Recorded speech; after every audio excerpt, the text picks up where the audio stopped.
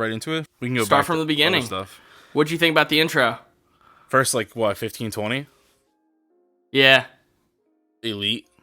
It's probably, I mean, Elite? Yeah. That's got to be one of the better openings for a Marvel movie.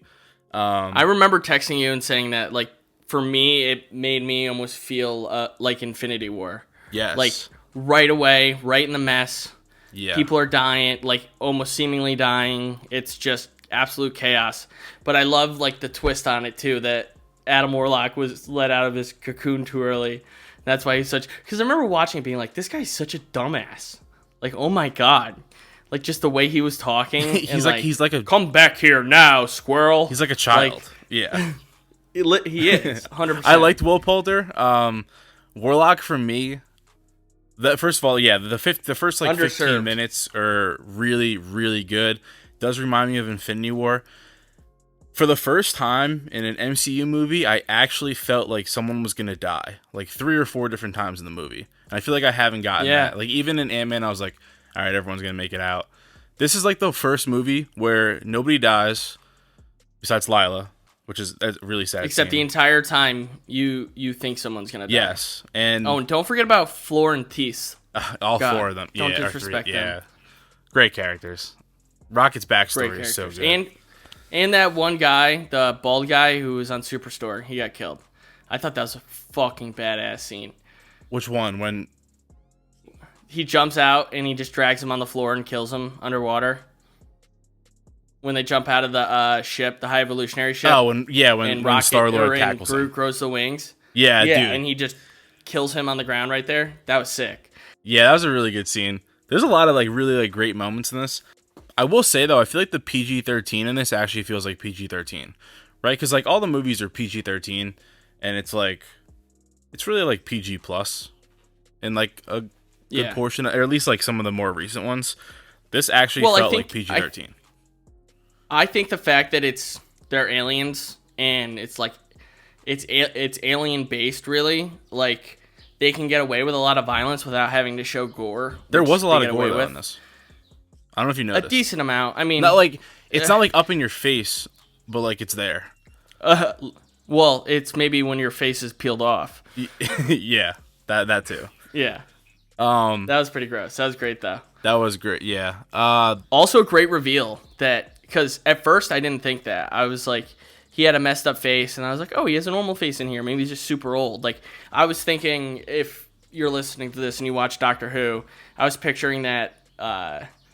It's like there's this character called like she's like the last living human. I forget her name, but she's a total bitch. But she's literally just eyes, a mouth, and skin. Like that's it.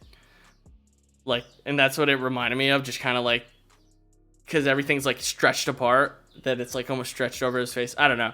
It was just great to find out that Rocket just scratched the shit out of him. His like face and stuff that they did. That wasn't like CGI at all. That was all real prosthetics on his head. Okay, so in oh, that's crazy. In the intro, I have a question for you. Do you think Adam Warlock was depowered for the movie, or you think they're trying to say that Nebula is like one of the strongest people in the galaxy? Because she got fucked up. She was the only one who could fight him.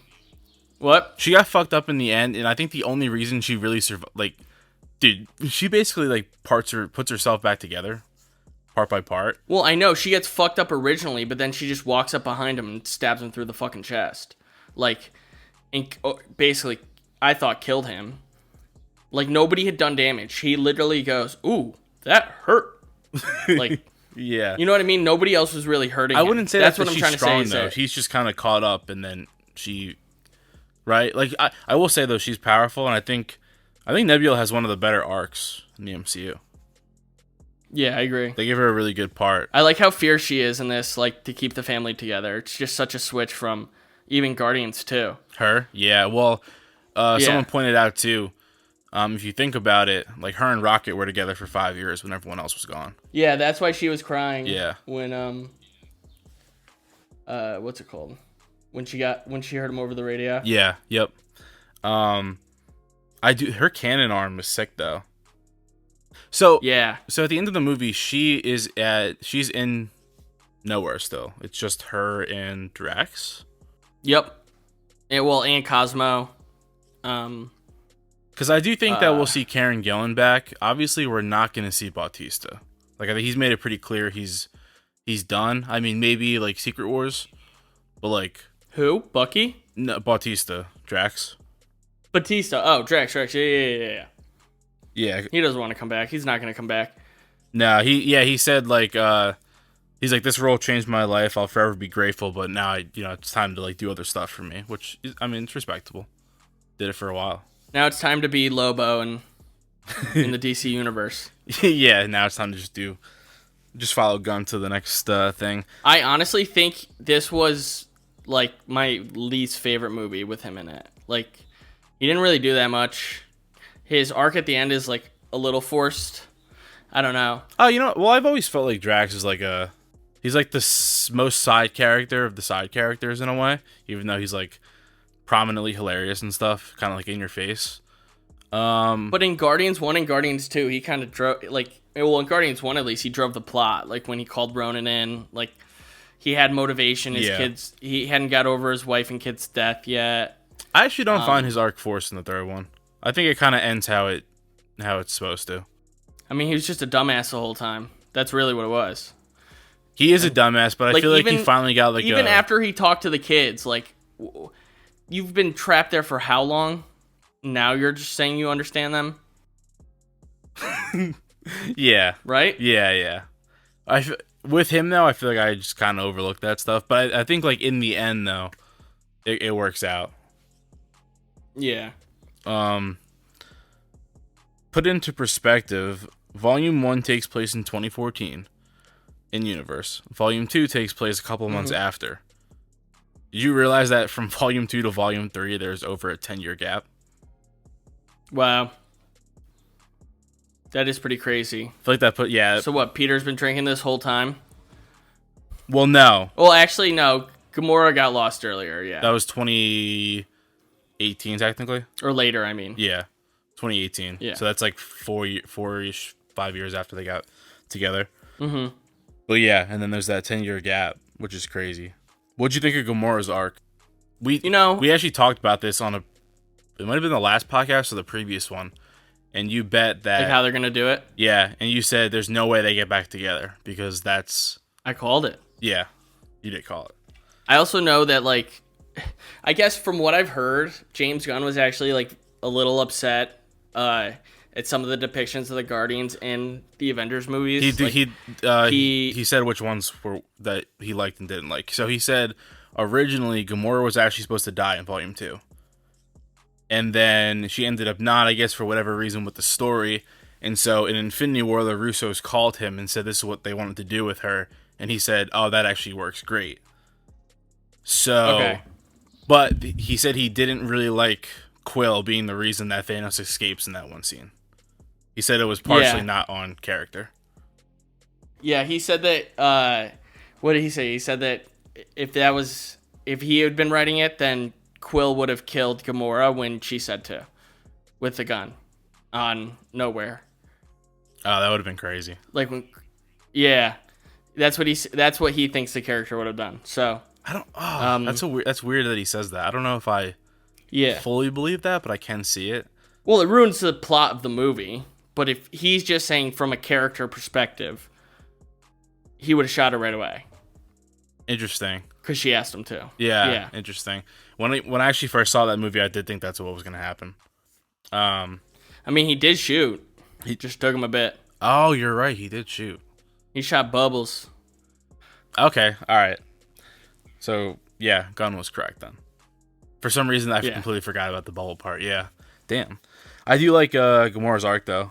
I like that she serves her purpose really well in the third one. I thought it was going to be a little like a weird dynamic, but I feel like she kind of slides right in pretty naturally.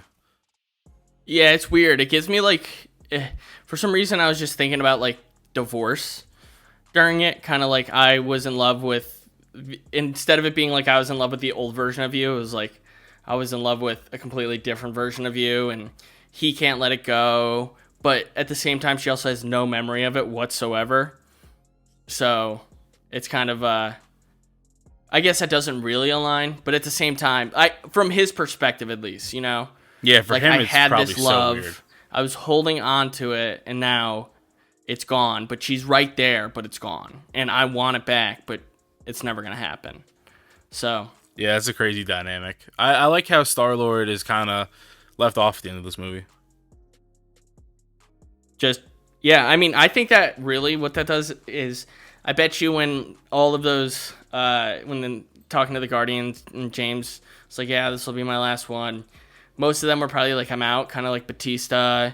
From what I've heard, who plays Gamora again? Zoe Saldana. Yeah, she's done. Zoe Saldana. And they definitely left it off like you can never see her again. Or, well, you could, but, she's completely separate and gone. It's always an excuse why she wouldn't be there. The Ravagers aren't going to help save the galaxy.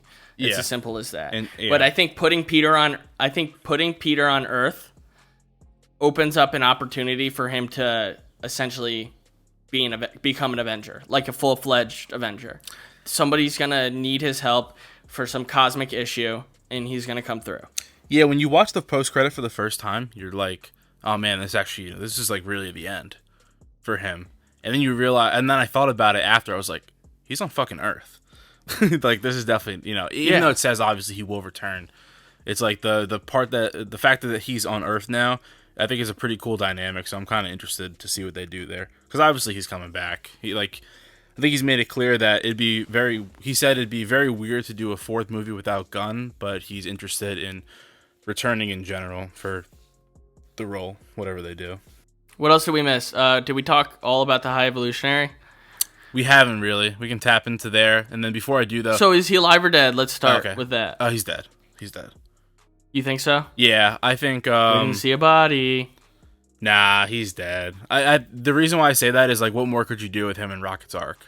Right? Like, he's completed. I think that like, full circle journey. So, High Evolutionary... First thing, a question for you. Is it confirmed he's human or not? Like, that's a good point. What's up with Counter Earth, right? Like, he's clearly been he's either been alive for 5,000 years because he had that old recording, or he just collected it. Like, he's some sort of... I'm just wondering. He's just a really good scientist. Yeah. Right? Like, in this, like, that's even his gravity weapon. It's science. It's coming out of like a palm on his hand, like a device on his hand. Like, if it was truly magic, right?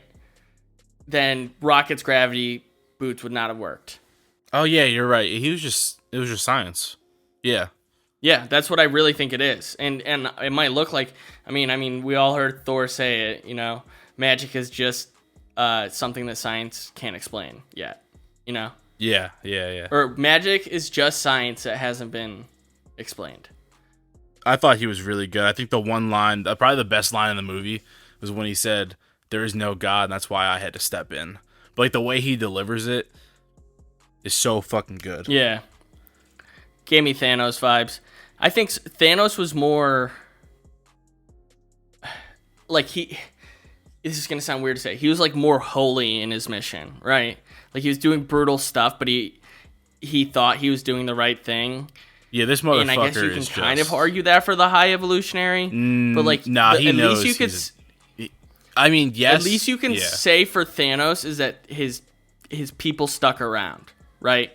Whereas literally at the end we see all of his buddies and friends turn on him, all of his crew.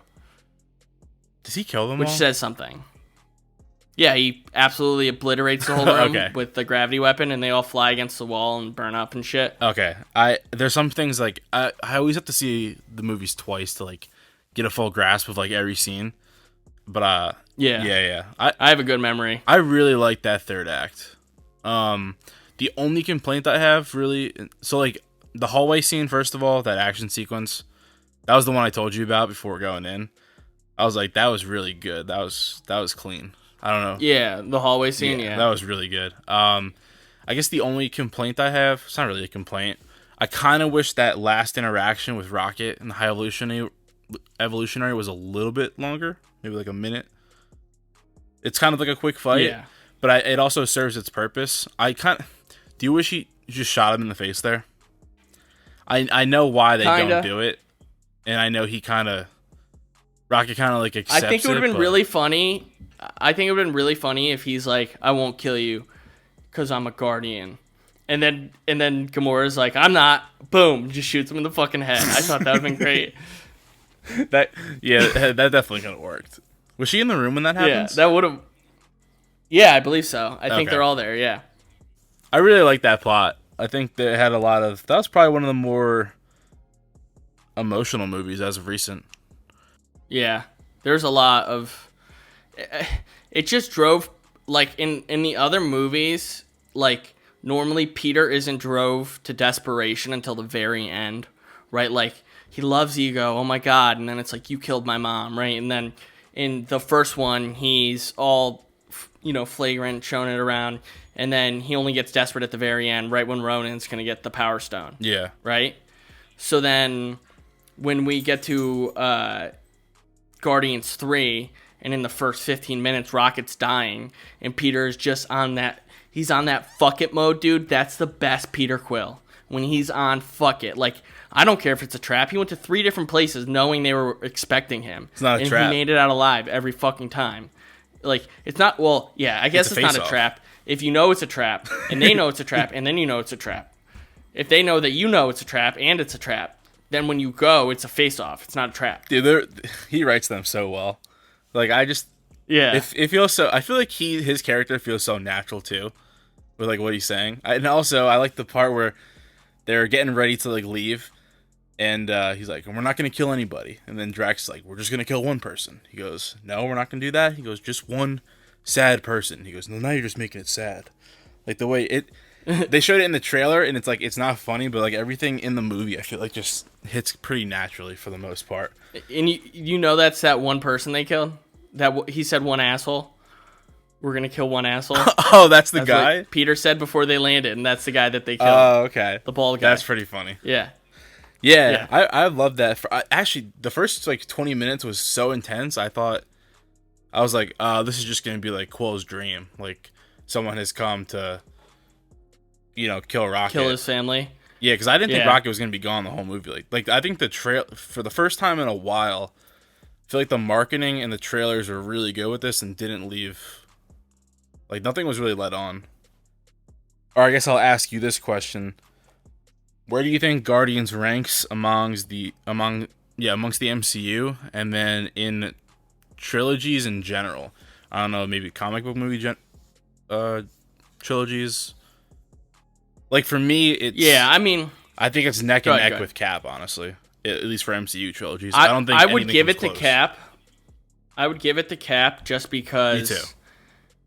I love Civil War, and I know you love Winter Soldier. Both of our favorite movies are in there, so it's kind of, like, really weighted in that direction.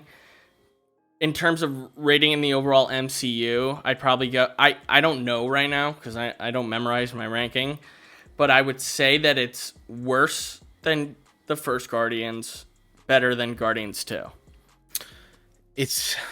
I have a real hard time thinking about a ranking for the 3. I don't really think I can do it. I kind of view 1 and 3 on par with each other. I think I have to see 3 again, obviously, but, like, I love number 2. I think more than most, and a lot of the times I would say I like 2 more than 1. So I don't really know how to put them. I will say, though, Volume 3 is probably in my top 10. I think Volume 2 is in my top 10. And I think Volume 1 is, like, right outside of 10. And that can switch, like, depending on how recently I watched them, probably. And you notice that this is a movie that, like, didn't really set up a lot of the MCU going forward, like, in an abstract way. Like, it wasn't forcing storylines. It's like... it doesn't really set up anything. Reminded me, it just sets up the It just Guardians. reminded me of a pre-Endgame movie. Where, like, yes, there's a story threaded through here, right? Through the Infinity Stones, but at the same time, each of these is their own individual movie. Yes, like, obviously Guardians 1 is about the Power Stone, but, like, you don't feel like it's about the Power Stone really at all. Like, you feel it's like the Guardians' motive and mission to save Xandar, and the Power Stone is there. Yeah, exactly. Yeah. And it just so happens to be something that everybody in the universe wants. Yep. Yeah, this is probably... Did you like this or Wakanda Forever more? I would just say this because it's, even though it is pretty grim, it's more fun and satisfying. Like I like Black Panther for like what it was, but I also couldn't help wonder what it could be. You know? Yeah. If we didn't lose Chadwick, like, this movie is crisp too. Like the way I think it's probably the best CGI in years, movie wise. Yeah, no, it's up there. Oh, the rocket stuff when he first gets out of surgery and shit, it's like, he's so cute, but it's so realistic with his, like, the fur and everything. It just looks so good. Yeah, and the way his eyes tear up and like they're all, yeah, like that looked crazy. The whole movie looked really good. There was like very, very few shots where I'm like, oh, that's CGI right there. Like Rocket looks real pretty much the whole time.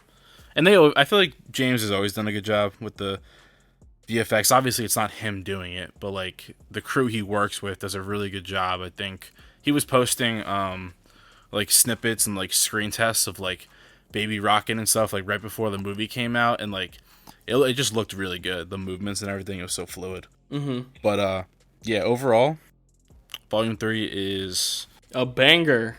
Yeah, I feel like something that was much needed by the MCU.